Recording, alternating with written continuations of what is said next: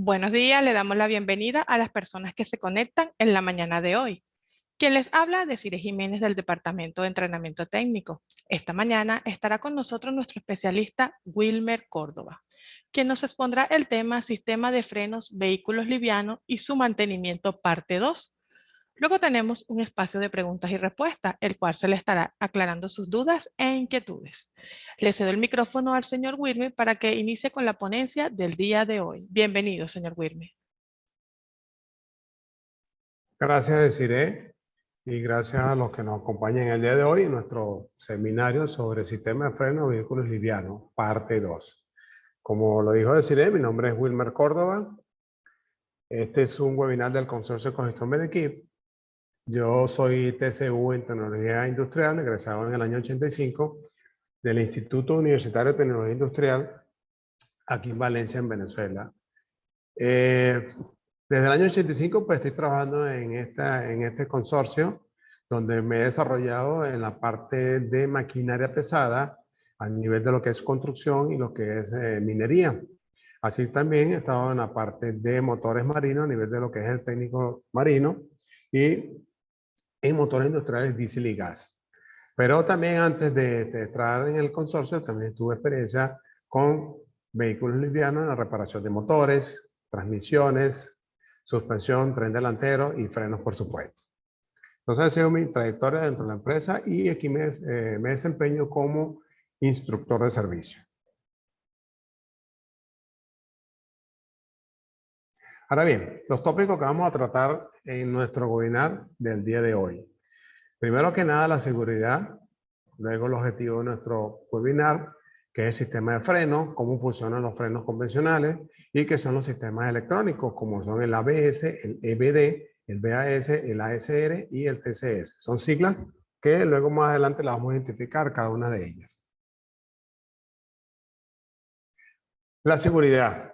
Ya que hablamos de frenos de vehículos livianos, es importante el tomar en cuenta a la hora de andar en los vehículos lo que es el sueño y la fatiga. Y por supuesto su influencia en el volante. Entonces, se dan unos pequeños consejos acá que debemos tomar en cuenta a la hora de que estemos conduciendo. Por ejemplo, se recomienda descansar 20 minutos cada 2 horas o cada 150 o 200 kilómetros de recorrido. Las personas mayores deben hacerlo cada hora y media. Cuando también andamos con niños, también hay que hacerlo con un poco más de frecuencia, esas paradas. En los descansos, dar un paseo durante unos 10 o 15 minutos para que se circule la sangre, porque parte de los problemas de la somnolencia es la circulación es un poco más lenta y eso también hace que el cuerpo mantenga un poco más de monóxido en el cuerpo, creando este estado de fatiga y sueño. Entonces, es bueno caminar durante 10 unos 15 minutos en esas paradas. También se debe tomar agua, lavarse la cara y por supuesto cuando se está conduciendo mantener la cabina ventilada. En caso de calor, por supuesto, colocar el aire acondicionado. Evitar las comidas pesadas, el alcohol y sobre todo, muy importante, aquellos medicamentos que no pueden producir sueño. Según las estadísticas, dice que del 20 al 30% de los accidentes de tránsito han sido ocasionados por justamente sueño y fatiga. Entonces, esto es importante que lo tomemos en cuenta porque el sueño nos domina y muchas veces no lo controlamos y nos puede causar graves consecuencias más adelante. El objetivo para el participante en nuestro webinar. Al finalizar nuestro seminario, usted podrá identificar los componentes principales del sistema de freno para vehículos livianos, así como su función y funcionamiento.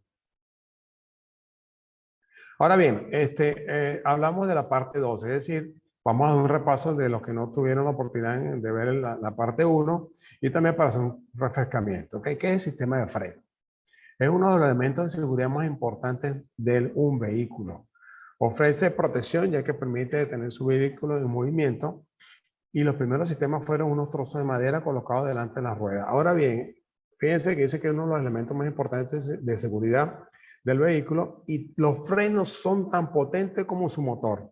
¿Ok? Puesto que tenemos un vehículo que es muy poderoso, tiene altas velocidades, también los frenos tienen que ser capaces de detener este vehículo. Entonces, por eso que dice que son uno de los elementos más importantes de un vehículo.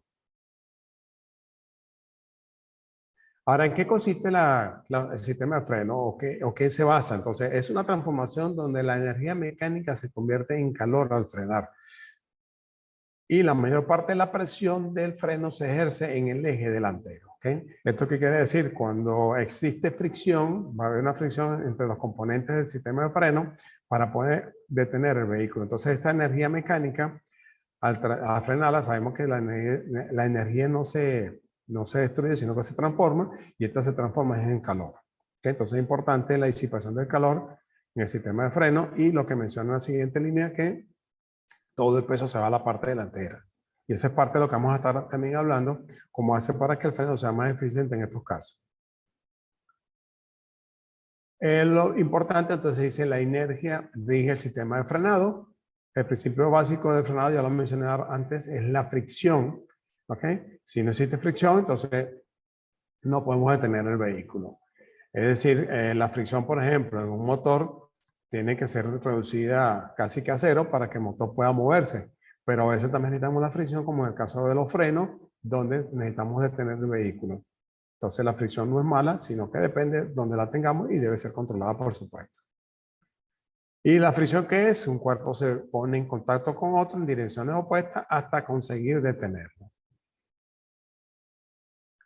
La fricción depende de dos elementos importantes, y esa es el área de contacto entre cada cuerpo y la fuerza que se aplica entre los cuerpos.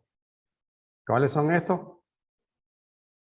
Estamos hablando de frenos, discos y pastillas, por supuesto, y tambores y bandas. Estos son los elementos. El disco está girando, va conectado a la rueda igual que el tambor, y las pastillas y las bandas son las encargadas de detener el vehículo, por supuesto, a través de la rueda. Y otra parte importante que no debemos descuidar son los cauchos y la superficie de rodadura. Un caucho que no tenga suficiente banda de rodamiento es un caucho que no va a tener adherencia al piso, no va a tener fricción, va a haber menos fricción, y por supuesto ahí es donde el carro pierde estabilidad. Y la superficie de rodadura también, porque podemos tener buenos cauchos, pero si el pavimento está mojado, hay aceite o estamos sobre arena, entonces eso también va a influir en la frenada de los vehículos. Entonces no es nada más los discos y las pastillas, los tambores y las bandas, sino que hay que tomar en cuenta el estado de los cauchos y la superficie de la rodadura donde vamos conduciendo. Ahora bien, veamos el sistema de freno, llamémoslo primitivo. En los primeros vehículos, por allá por los años 40, ellos igual tenían su cilindro maestro, que es la bomba de freno, por supuesto, la que vamos a actuar cuando pisamos pedal de freno. En el momento que nosotros pisábamos el freno, salía una presión hidráulica que la vamos a distinguir. La línea sólida va hacia las ruedas delanteras y la línea segmentada va hacia las ruedas traseras. En el momento que pisábamos el freno, llegaba la presión hidráulica a las 4 ruedas. Por supuesto, esto tenía un problema grave, y era que si alguna de las líneas de frenado presentaba una fuga, nuestro vehículo se quedaba sin freno.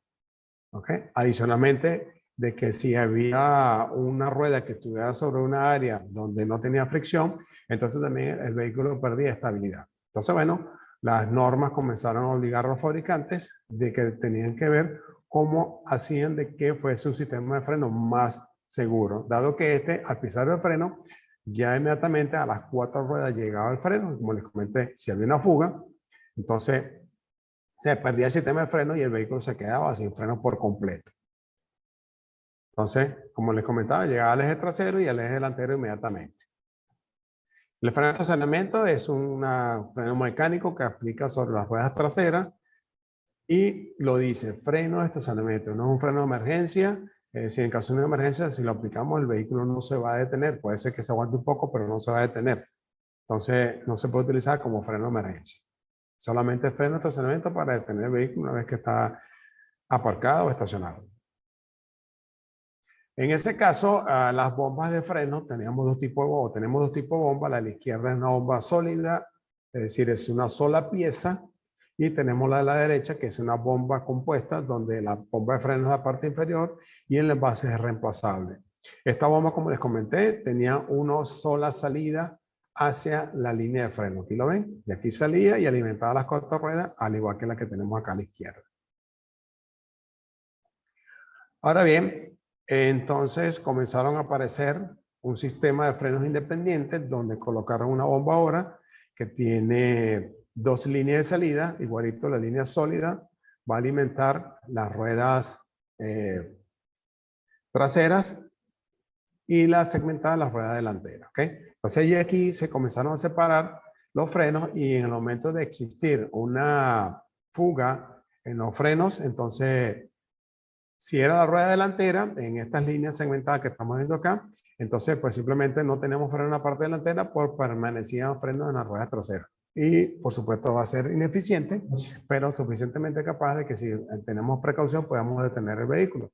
Igualmente sucedía si la filtración o la fuga en las ruedas traseras, entonces bueno, teníamos freno en la rueda delantera y podíamos detener el vehículo. ¿Okay? Entonces igualito. Ya tenemos un sistema que se logró separar los frenos. Pero aún permanecen otros problemas, como por ejemplo si una rueda está sobre una área resbaladiza. Vamos a ver qué sucede más adelante. ¿Okay? Simplemente tenemos una doble 4 vías donde distribuir la liga o el fluido de freno hacia las ruedas traseras y hacia las ruedas delanteras. Bueno, y ahí es donde nacen las bombas compuestas, las bombas en tándem, perdón, porque se llaman en tándem. Fíjense que la anterior tenía una sola salida, esta tienen dos salidas, es decir, que alimentan el eje delantero y el eje trasero. Está la sólida igualito, que es una sola pieza, y está la compuesta que está formada por dos partes, el tanque del fluido y la bomba propiamente. ¿Okay? No existe una regla donde diga que este es para la rueda delantera y este es para la rueda trasera, o viceversa. ¿Okay? Cada fabricante lo pone como él mejor le crea conveniente. No hay ninguna regla en este aspecto, pero sí debe haber una regla donde exista separación de frenos entre las ruedas delanteras y traseras en caso de que exista una filtración, una fuga en una de las ruedas, entonces tengamos frenos en el otro eje. Ahora bien, fíjense, otra cosa que estamos hablando acá es los motores, por supuesto, en su mayoría están en la parte delantera, y más hoy en día que son transversales, entonces tienen mucho más peso en el eje delantero.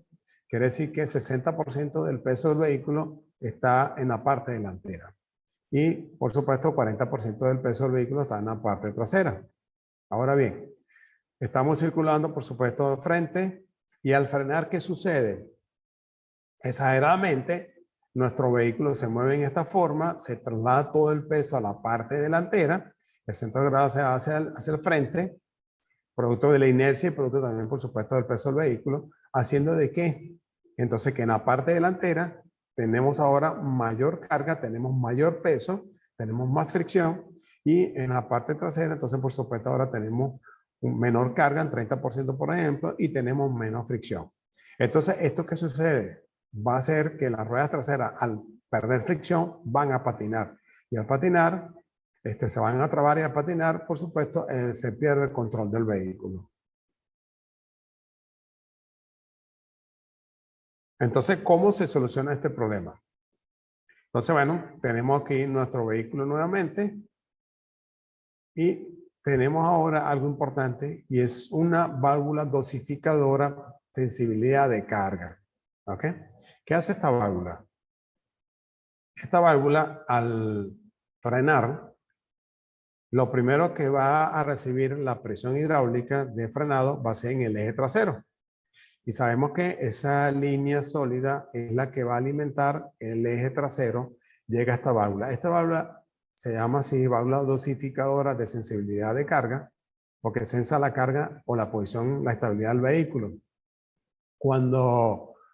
Y en un nombre técnico hidráulico es una válvula de reductora de presión. Las válvulas reductoras de presión están abiertas completamente y controlan la presión que sale de ella. Es decir, cuando el líquido de freno sale a las ruedas traseras, ella va a conseguir restricciones en los cilindros de freno cuando está aplicando las bandas, y esa presión misma va a ejercer internamente mueve la válvula y la va a bloquear y evita que siga pasando más fluido de freno hacia la rueda trasera. Aunque pisamos el pedal a fondo, todo lo que pedamos, esta presión va a ser mucho menor que la de la izquierda, que es la alimentación. Ahora, ¿qué sucede con esto? ¿Qué pasa acá? Paralelamente, por supuesto, cuando yo frené y llegó el líquido de freno a la rueda trasera, también se va por esta línea segmentada a las ruedas delanteras. Pero si ven ustedes acá, hay una línea segmentada que viene por acá y llega hasta esa válvula dosificadora, que es una válvula reductora de presión. Y va a actuar contra un resorte, haciendo que se mueva ese resorte y permitiendo que ese resorte a su vez mueve la válvula, haciendo que entonces más liga o más fluido de freno vaya ahora hacia las ruedas traseras. Y si tenemos más fluidos hacia las ruedas traseras, tenemos más presión y vamos a hacer que las ruedas de cabeza detengan más. O sea, ¿cuál es la función realmente de esta válvula? Primero, como le comenté, al pisarle el freno, lo primero que se detiene son las ruedas traseras. ¿Ok? Pero nunca se van a trabar hasta que la rueda delantera no se detenga. ¿Y cómo lo sabe ella? Pues a través de la línea de freno de la rueda delantera. En la medida que la presión de la rueda delantera aumenta, ella va a permitir que ahora pase más liga de freno hacia las ruedas traseras. Entonces esa es la forma como se evita de que cuando se pise el pedal de freno, las ruedas traseras se me traen primero y el vehículo vaya a perder estabilidad. Y este resorte que está acá, su función es que va a estar agarrado ella está fijada a la carrocería y esta está fijada, por ejemplo, al eje trasero, y en medida que el peso del carro se mueva producto de la carga, entonces la presión en esta válvula también va a cambiar, ¿ok? Permitiendo, por supuesto, que si el carro está más pesado, el vehículo está más pesado, entonces va a permitir que más presión vaya hacia las ruedas traseras. Entonces esta es la función de nuestra válvula dosificadora y así evitamos entonces que las ruedas traseras patinen. Hasta que las ruedas delanteras no se traban, las traseras no se van a frenar tampoco. A trabar, mejor dicho.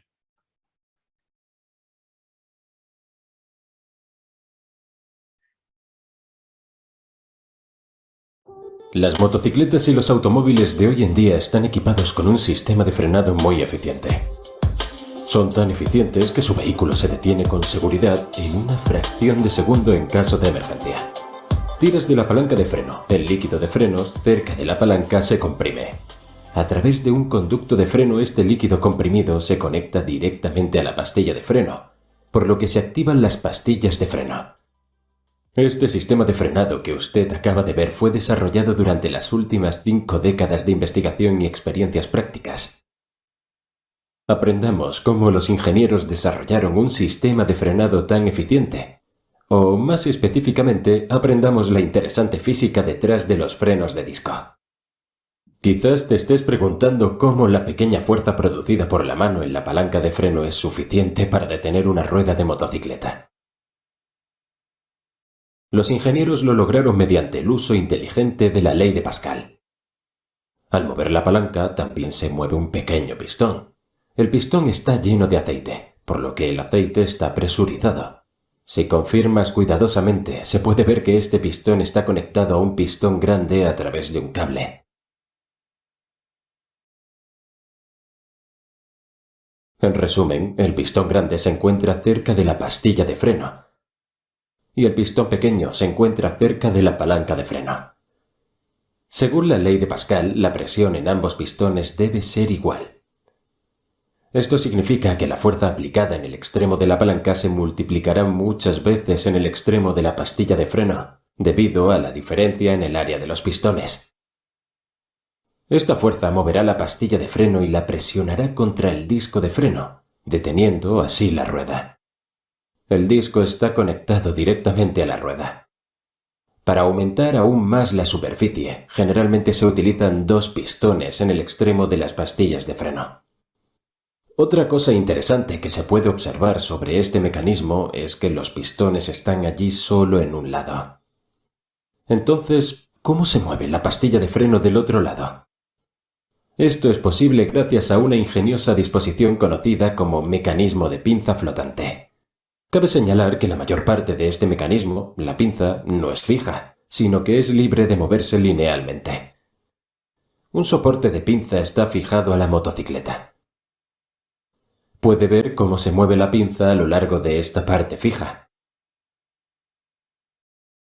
Esto significa que a medida que la presión se acumula en el cilindro, la pinza flotante también se moverá en sentido contrario al movimiento del pistón. La otra zapata de freno está conectada directamente a la pinza flotante, por lo que la acción de frenado se producirá desde ambos lados simultáneamente.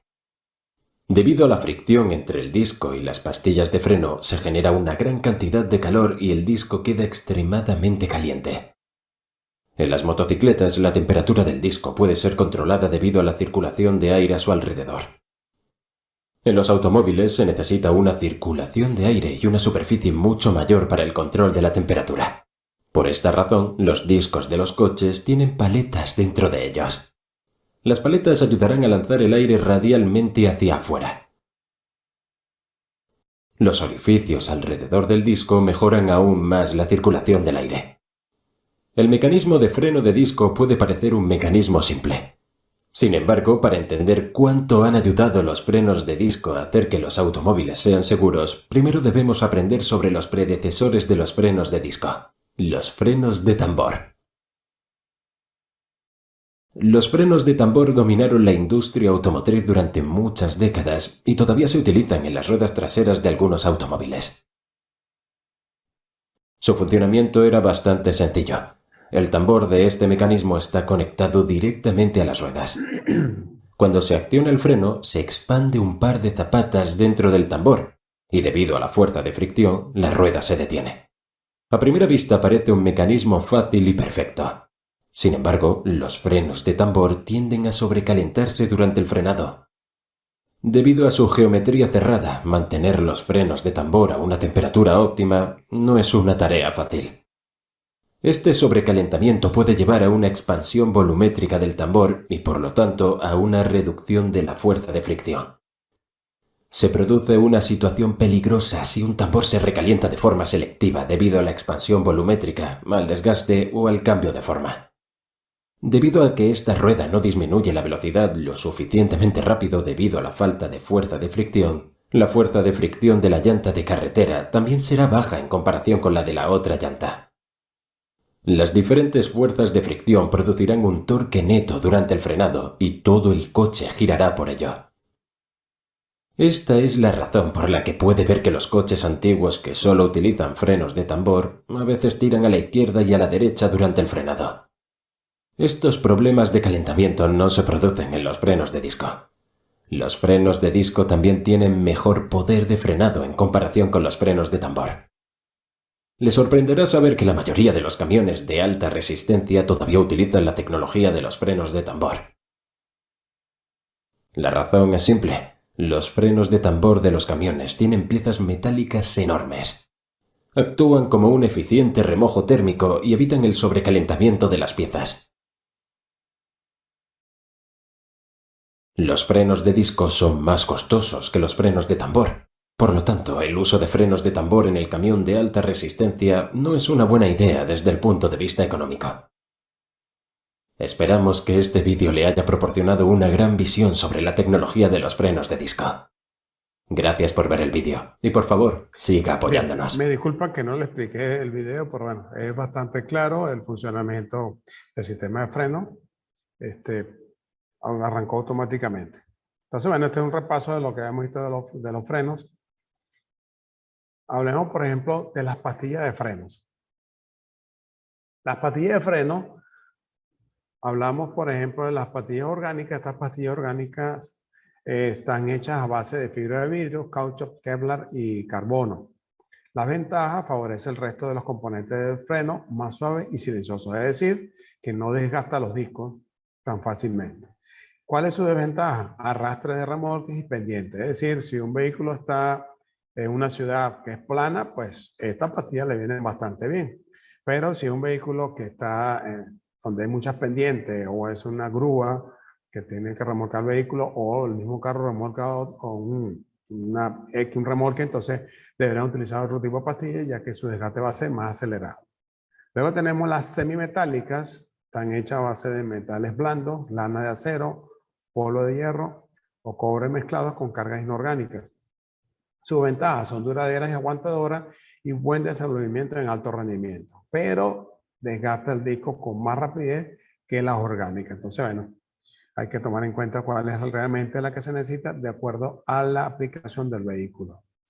Otro tipo de pastillas, por ejemplo, son las que son completamente metálicas, son a veces metales blandos, lana de acero, polvo de hierro o cobre. incremento de calidad y de eficiencia de la frenada en cualquier condición. Pero fíjense que incremento de precio acelera mucho más rápido el desgaste de los discos. Y por último tenemos las de cerámica. Son hechas por supuesto de fibra cerámica, materiales no ferrosos y agentes de unión y pequeñas cantidades de metal. Mayor duración, generan altas temperaturas, pero son las más caras, ineficientes a bajas temperaturas.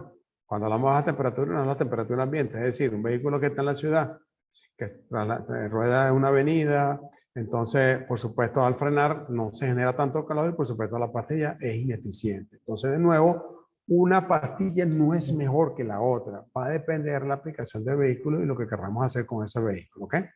Entonces, porque a veces pensamos, miren, no, las metálicas son mejores que las de cerámica, la cerámica, no, va a depender de lo que queramos hacer, ¿ok? Igualmente, los tipos de discos, tenemos discos sólidos, como los que estamos viendo aquí a la izquierda. Estos discos son los que tradicionalmente están de fábrica, bueno, vehículos pequeños. Algunas veces estos discos son perforados para ventilarlo. Luego tenemos este otro tipo de discos que son ya ventilados. Tienen los álabes que lo vimos en el video, de manera que permitan la entrada de aire para disipar el calor. ¿Okay? De nuevo, va en función del tamaño del vehículo y la aplicación del vehículo. Este es utilizado en vehículos pequeños y este es utilizado en vehículos un poco más grandes. Tenemos otro tipo de discos perforados, ranurados y mixtos. También tienen sus pros y sus contras.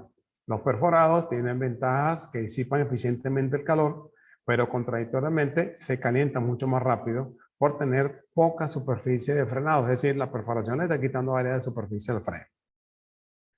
Tenemos los ranurados, limpian el resto de los acumulados de las pastillas y no sufre de fracturas, porque estos orificios pueden tender a fracturarse. Y por supuesto, al fracturarse el disco ya se dañó. Entonces, el disco ranurado solamente tiene estas líneas que tenemos aquí, no tiene las perforaciones, tiene esa ventaja que no se va a fracturar, ¿no? Pero también, teniendo el problema anterior, no disipan bien el calor como los perforados. Y luego tenemos los mixtos. Combinan ranuras y perforaciones ventilados para lograr equilibrio entre las cualidades más destacadas. De nuevo, no es un disco mejor que el otro, sino que todo depende de la aplicación del vehículo. Un vehículo de alta velocidad no puede tener un disco sólido. Tiene que tener un disco, puede ser ranurado y ventilado. Se calientan más y tienen poca superficie de frenado. Luego tenemos también el disco cerámico. Tiene muchas ventajas. Aguanta temperaturas mucho más altas. 50% menos peso que los tradicionales. Son bien livianos. Son mucho más duraderos. Más eficientes a altas temperaturas. Cuando hablamos de altas temperaturas, recuerden que es la fricción, el momento que se frena, que se genera esa temperatura. Ahí son más eficientes. De nuevo, un vehículo en la ciudad con este tipo de disco y pastillas cerámicas no tiene sentido porque no va a frenar bien y nos puede ocasionar más un accidente. Hace menos ruido, menos residuos y por supuesto menos vibración. Pero costos muy altos y fabricar un disco de estos tarda una semana. Entonces, bueno, como les comentaba, pues una cosa no es mejor que la otra, sino que todo va a depender de la aplicación de nuestro vehículo.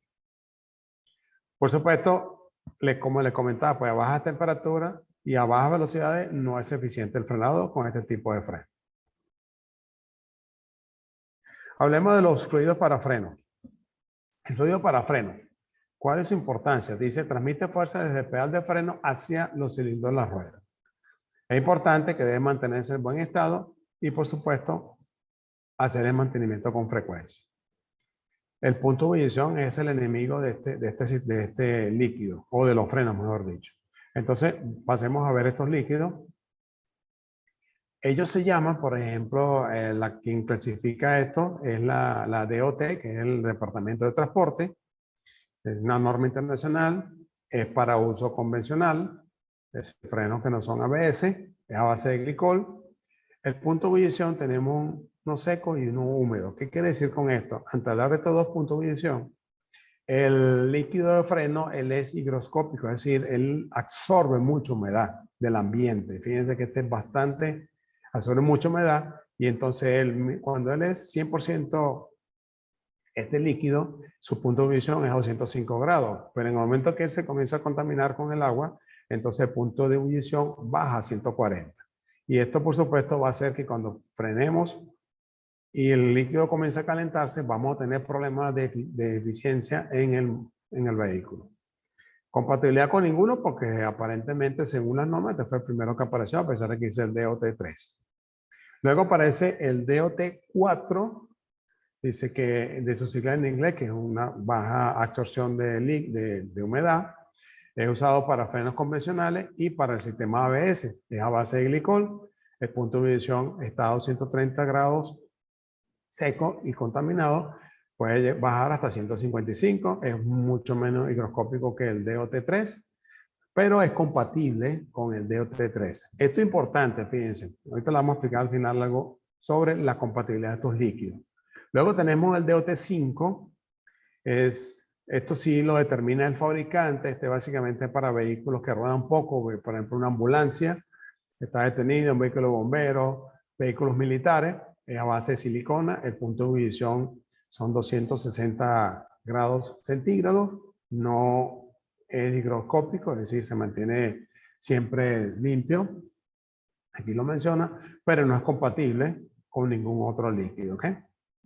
Entonces, tenemos ahora el DOT 5.1. Este es bien interesante porque ellos le colocaron 5.1. No es una mejora del 5. No sé, ellos deberían haber colocado otro número, pero no explican por qué razón.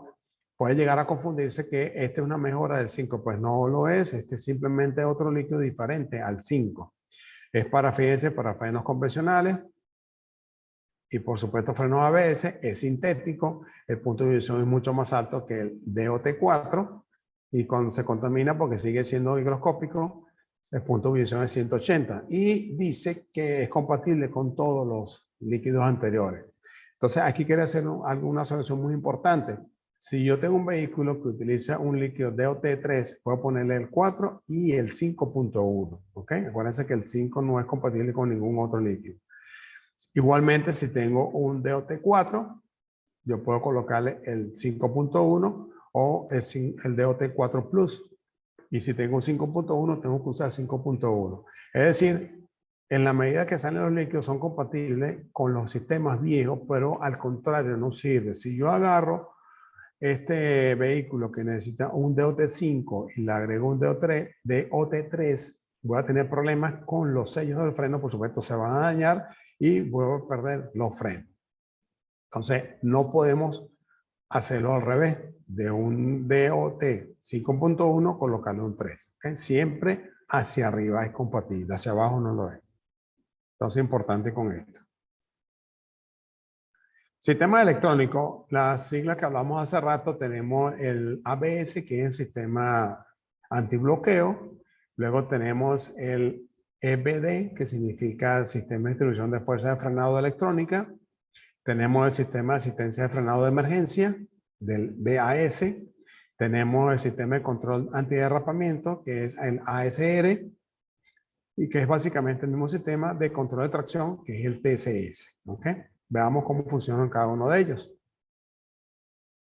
Entonces, nosotros en el pasado teníamos esta válvula dosificadora que funcionaba para evitar que las ruedas traseras se me trabaran con respecto a las ruedas delanteras. Entonces, esta válvula ahora desaparece porque ahora es un sistema electrónico como el que vemos acá. Okay, por supuesto, siguen teniendo sus frenos independientes, solo que fíjense que no tenemos nuestra válvula dosificadora en este caso, porque quien controla eso va a ser el sistema electrónico. Y el sistema antibloqueo, vamos a ver un video para que lo expliquen, y ahí van a ver el sistema antibloqueo y el sistema del EDS. Bueno, antes de pasar al video, hay un componente nuevo que está acá, que es la unidad hidráulica ABS, porque sabemos que los frenos son hidráulicos, y tenemos el sistema que ahora va a controlar la presión hidráulica hacia los frenos. ¿Con quién? Con ayuda de unos componentes que lo vamos a ver más adelante, que es la unidad electrónica, que es el cerebro de todo esto. Y tenemos sensores de velocidad en cada una de las ruedas, además de otros componentes que lo vamos a ver más adelante. Entonces veamos cómo funciona el sistema ABS.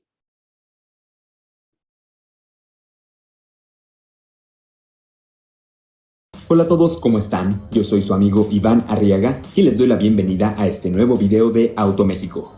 Seguramente has escuchado alguna vez que te hablan sobre frenos ABS y un sistema EBD. Cuando escuchamos todos estos términos en una agencia, nos dejamos llevar por la simple idea que brindan mayor seguridad a la hora de frenar.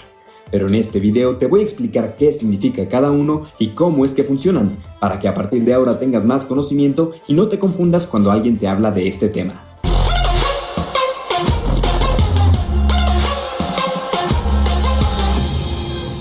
Empecemos con ABS, que por sus siglas en inglés quiere decir Anti-Lock Braking System, es decir, sistema de frenado antibloqueo.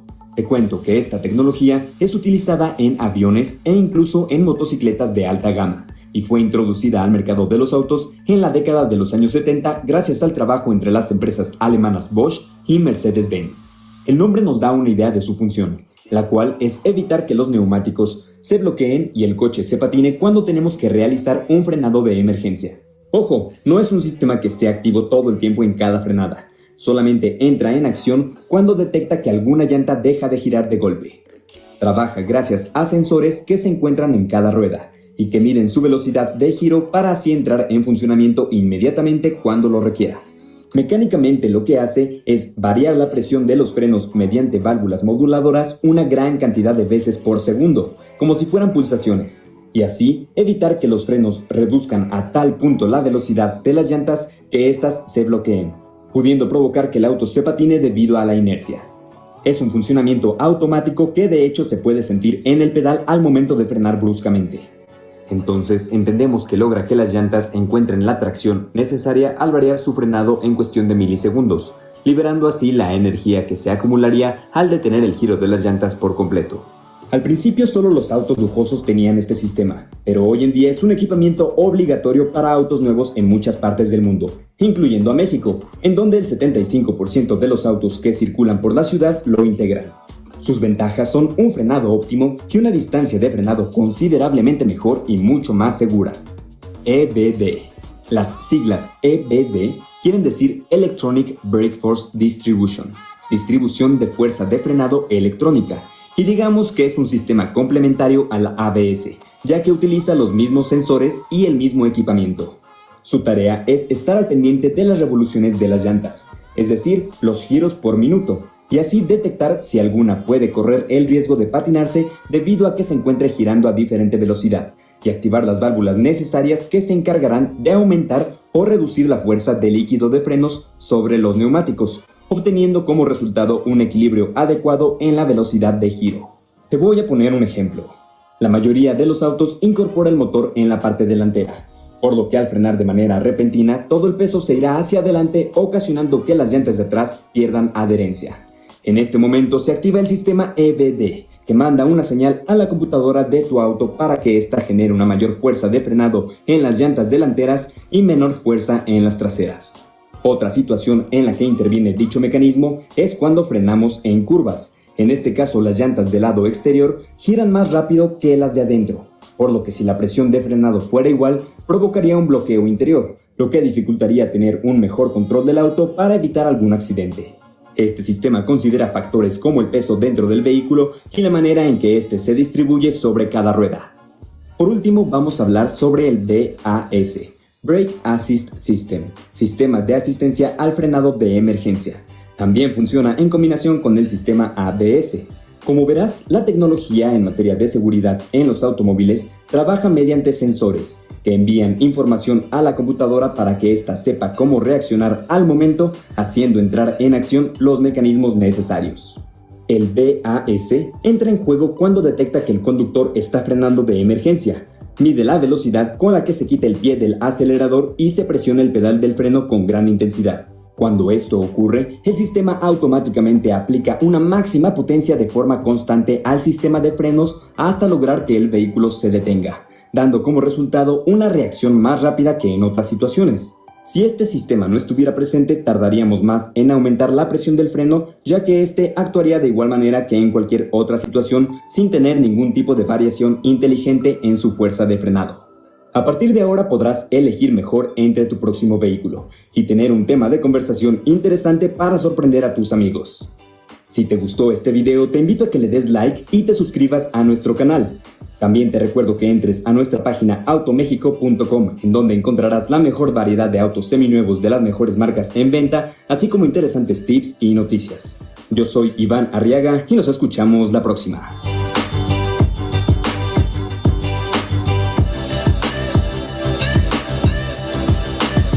Bien, entonces ahí está la explicación de lo que son estos tres sistemas de freno, que es el ABS, el EBD y el sistema BAS. ¿Okay?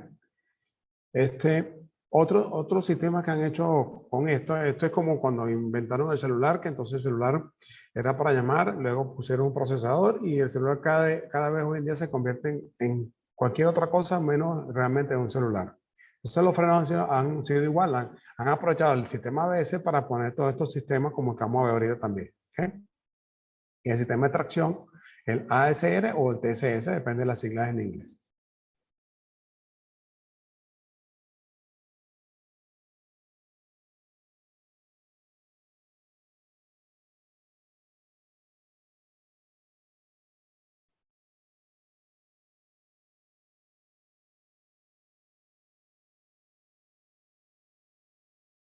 Sistema de control de tracción. El sistema de control de tracción y estabilidad, o TCS por sus siglas en inglés, trabaja en conjunto con el sistema de frenos ABS para preservar la seguridad del conductor. Este sistema evita que las ruedas patinen, en especial cuando el automóvil toma una curva o sube una pendiente.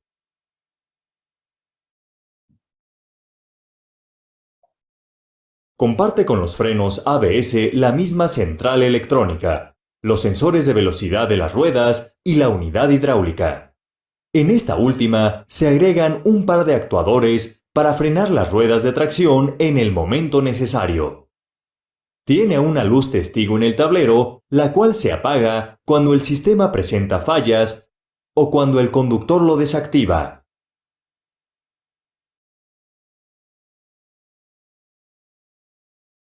El sistema TCS recibe las señales que envía la central electrónica del sistema ABS, encargada de comparar la velocidad de cada una de las ruedas. Si una rueda va a mayor velocidad que las otras, se ha perdido tracción. Cuando esto sucede, la central electrónica envía una señal a los actuadores y a la bomba hidráulica del sistema de frenos para frenar la rueda que patina. Si el problema no se corrige, envía una señal a la computadora central para reducir la potencia del motor.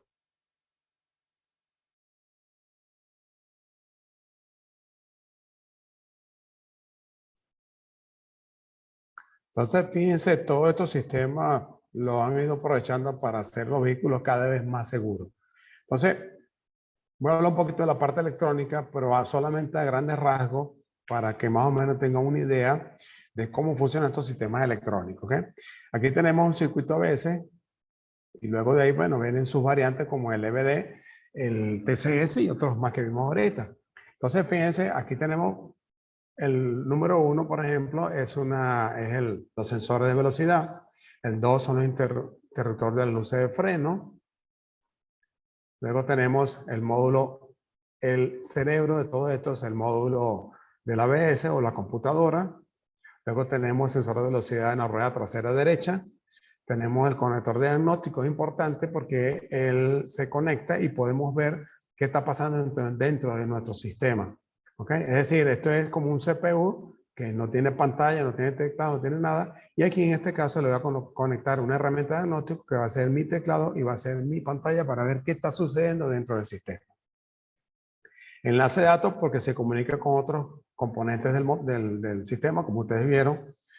Si el sistema de tracción, la rueda no se detiene, el sistema inmediatamente manda una señal a la computadora del motor y disminuye la potencia del motor y evitar el derrapamiento del vehículo.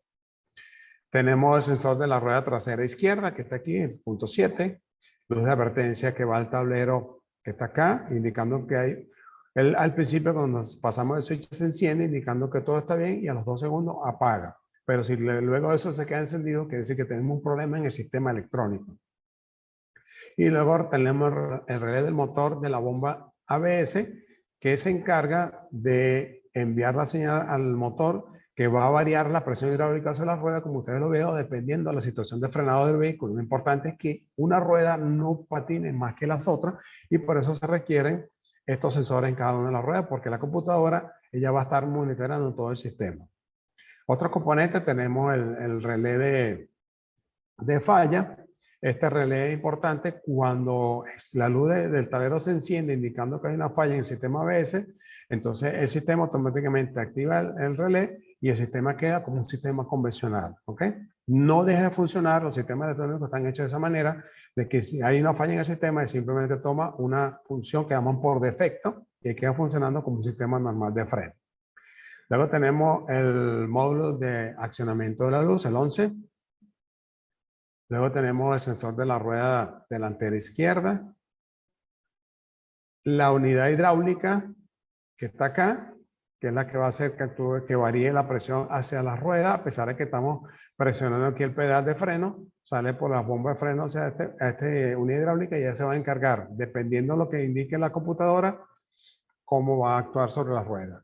El sensor G, que le indica, ¿se acuerda que la válvula dosificadora tenía un resorte con la carrocería para indicar la posición del carro, la carrocería? En este caso fue reemplazado por un sensor G, 14, el interruptor del 4x4, ahí no influye en este momento, pero está conectado también ahí. Este fue un vehículo 4x4 que tomé como referencia solamente para tener una idea. Y tenemos el módulo hidráulico del ABS. Entonces, en este caso, esta línea que está acá me indica que todos estos componentes están juntos. Es decir, la parte hidráulica más el control electrónico están sobre una sola pieza. Ahora bien, las líneas sólidas son la parte hidráulica y la línea segmentada es el cableado. Y algo importante es que si ustedes ven aquí, esta flecha va hacia adentro, por aquí tenemos una que va al revés, va hacia afuera. Lo que quiere decir que nuestro módulo de control trabaja igual al cerebro humano. Es decir, si yo me acerco a un sitio y toco algo caliente, inmediatamente el tacto le da el mensaje al cerebro de que está caliente. Él recibe la información, es decir, que están aquí, que son las flechas hacia adentro, envía esa información. Y el SM, que es el módulo del ABS, el SM son siglas genéricas, le va a enviar una señal al módulo hidráulico para cambiar la frenada hacia cada una de las ruedas que esté patinando. En el caso del cerebro, ¿qué hace? Como está caliente, entonces inmediatamente le manda una señal a los músculos y los músculos rápidamente retiran la mano del área que estaba caliente. Entonces, así trabaja este sistema. Él tiene que recibir información y por eso tiene estas flechas hacia adentro que son de los sistemas que están enviando información y las que salen son las que son los componentes de salida.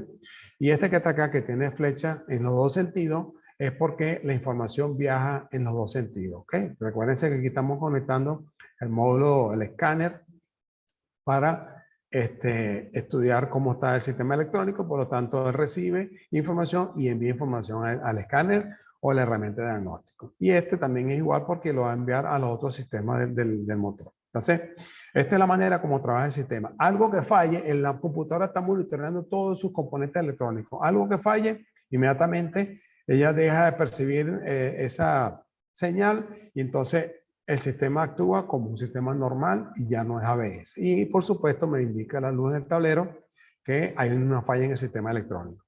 ¿Ok?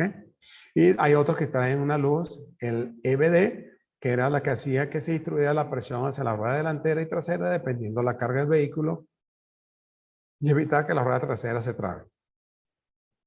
Es importante cuando se vayan a hacer el diagnóstico que si un vehículo está funcionando con ha sido movido con el freno de estacionamiento aplicado, si los frenos, la gente que le gusta manejar con los dos pies y tiene el pie montado sobre el pedal de freno, están aplicando parcialmente los frenos, o el vehículo ha estado atascado en arena o en barro y patinaron las ruedas, probablemente andaba en una vía que estaba húmeda o había aceite o algo, las ruedas patinaron, o levantamos el vehículo y una rueda estuvo en el aire. Todas estas condiciones pudieran generar un código de diagnóstico. El código de diagnóstico se genera justamente cuando un sistema que le está esperando una respuesta, por ejemplo, el sensor de velocidad de una rueda, no está recibiendo respuesta de ese sensor o va mucho más allá de lo que él espera, entonces envía una señal y genera un código de falla para poder diagnosticarla y corregir ese problema. ¿Ok? Entonces, estas condiciones que están aquí, estas 5 condiciones, me pudieran generar un código de falla que no es una falla del sistema, sino que simplemente hay esa condición. Entonces, hay que borrar esa falla y comenzar a diagnosticar de nuevo por si acaso no fue generado por estas condiciones, que es normal. ¿Cómo se generan esos códigos de falla? Ahí tenemos 2 maneras de hacerlo. El primero que tenemos aquí es un código de luces, ¿verdad? En este caso el primero es 12, dice que todas las condiciones están normal. El siguiente código es visto en la herramienta que se conecta en el código, en el conector de diagnóstico. Y la forma como se genera es la siguiente manera. Cuando se genera el primer destello de luz, espera medio segundo y se generan los siguientes 2 números.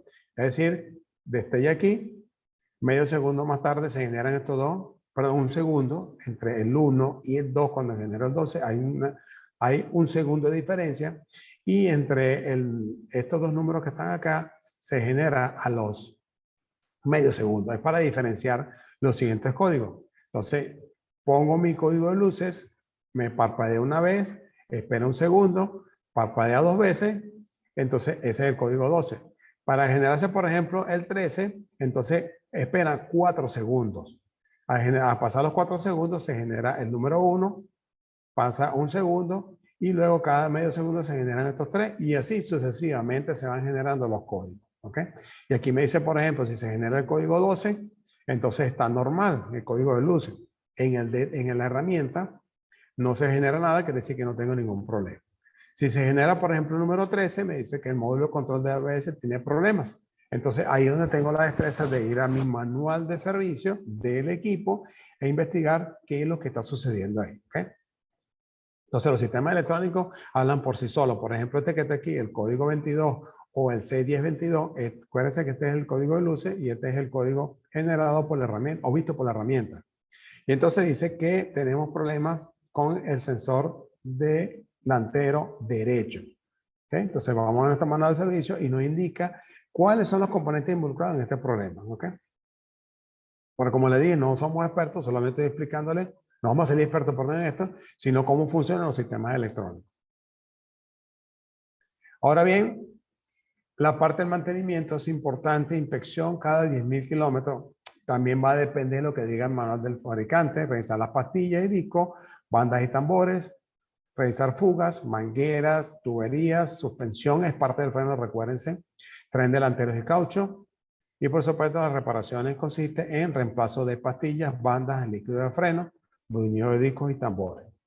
Esto podemos hacerlo rápidamente cuando se hace rotación de los cauchos. ¿Okay? Bien, entonces las expectativas para nuestro webinar de hoy, esperamos haber cubierto las inquietudes para identificar los componentes principales del sistema de freno para vehículos livianos, así como su función y su mantenimiento. Aquí les dejo la información donde se sacó todo esto para hacer nuestro webinar de hoy. Hay mucho más información, por supuesto. Ahí se los dejo para que sigan leyendo. Les doy las gracias por haber participado y ahora pasamos a nuestra ronda de preguntas y respuestas. Gracias, señor Wirmer. Excelente. Felicitaciones. Comenzamos en este momento con el ciclo de preguntas y respuestas. Antes de iniciar, lo invitamos a contactarnos a través de nuestro correo ccbnqli@ccbnq.com y no olviden seguirnos a través de nuestras redes sociales como @ccbnq. Iniciamos en este momento con el ciclo de preguntas.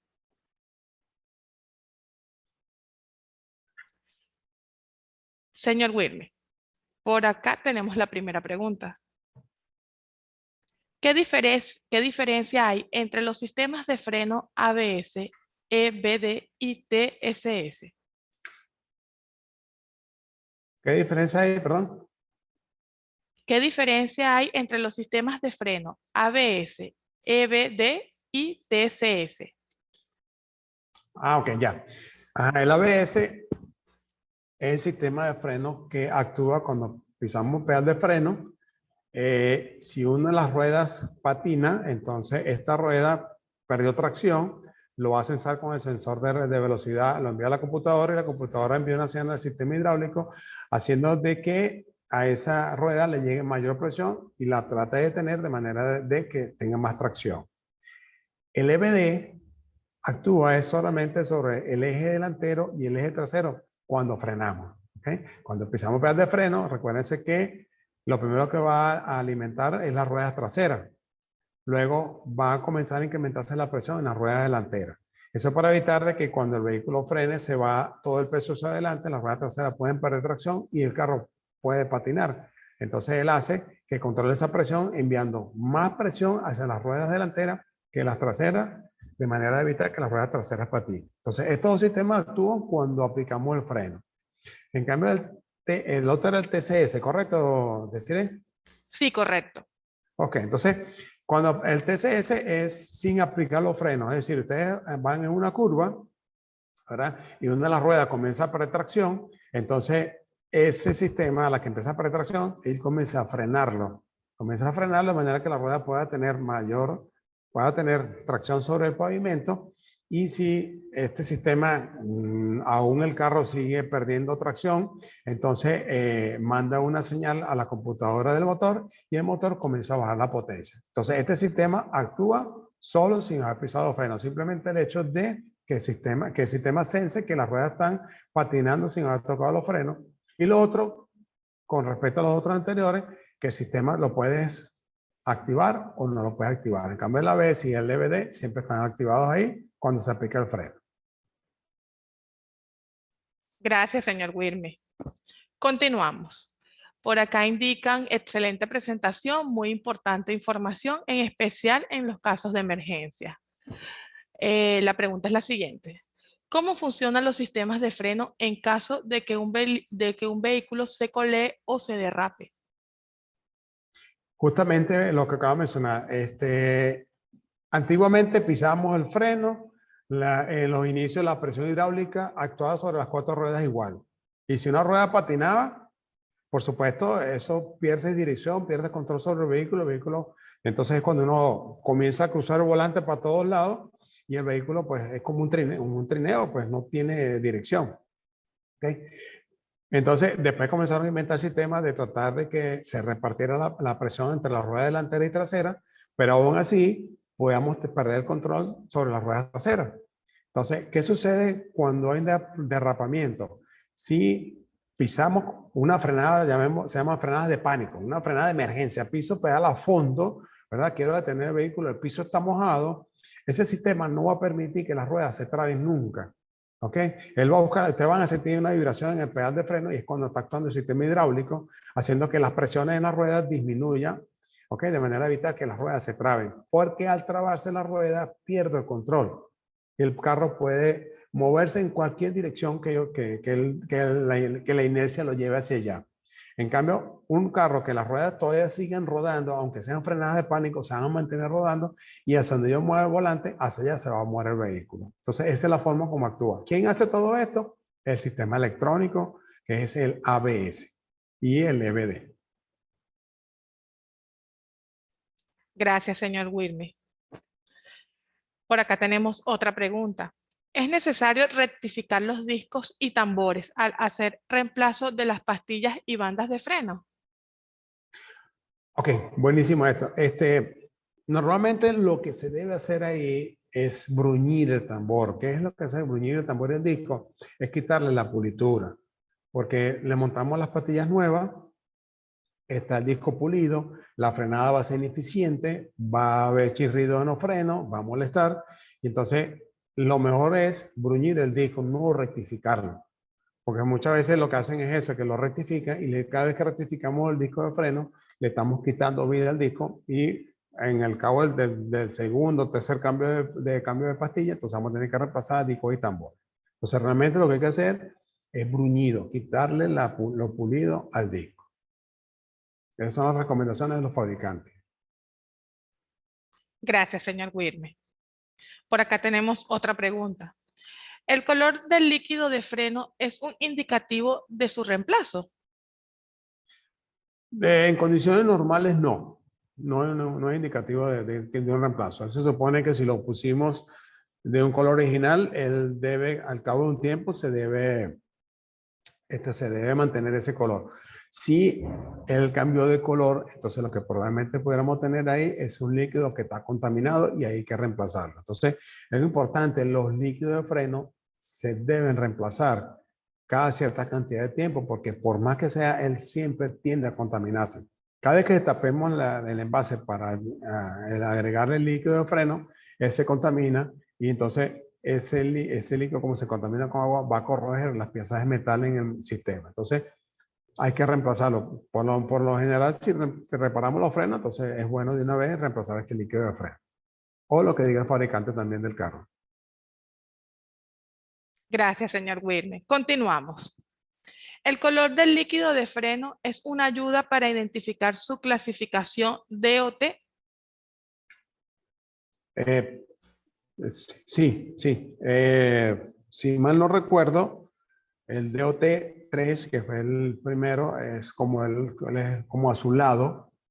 Luego tenemos el DOT4, él es transparentoso, sí, amarilloso. El 5.1 es un poco más amarilloso, es ámbar, mejor dicho. Sí, es bueno para identificarlo, sí, se utiliza para esto, ¿ok? Para identificar el DOT3, el DOT4 y el DOT5.1. Recuerden, es importante que si yo tengo un vehículo que requiera 5.1, debo agregarle ese. Pero si tengo un vehículo que requiere un DOT3 y no lo consigo, puedo echarle el 5. Es decir, puedo subir hacia el 5, pero no bajarlo, ¿ok? Entonces sí, hay un indicador de color para identificar cada DOT, cada líquido de fluido de freno. Gracias, señor Wilmer. Excelente. No tenemos más preguntas. Muchas felicitaciones por su presentación. Culminamos Gracias. con el ciclo de preguntas y respuestas. Les recordamos que tenemos programación de encuentros virtuales mensual. Solo deben seguirnos a través de nuestras redes sociales como @ccbnx y donde se le estará informando fecha y tema. Le cedo el micrófono al señor Wilmer, nuestro especialista del día de hoy, para que se despida de las personas que nos acompañaron en nuestra transmisión. Gracias, Desiree. Gracias a los participantes por habernos escuchado hoy y acompañarnos. Me disculpo a lo largo de la presentación, pero espero que sea de mucha utilidad. Por favor, en la parte de seguridad, no se confíen de que como el freno no va a hacer que el carro patine, nos vamos a pegar del carro que va adelante. Maneje con precaución, por favor, ¿ok? Y lo otro también, no descuiden el COVID, todavía está pendiente, la pandemia no se ha acabado, debemos estar pendientes, tenemos que cuidarnos y es muy sencillo, usar tapabocas, lavado de manos y distanciamiento social. Entonces, bueno, que tenga un feliz día y gracias por habernos escuchado.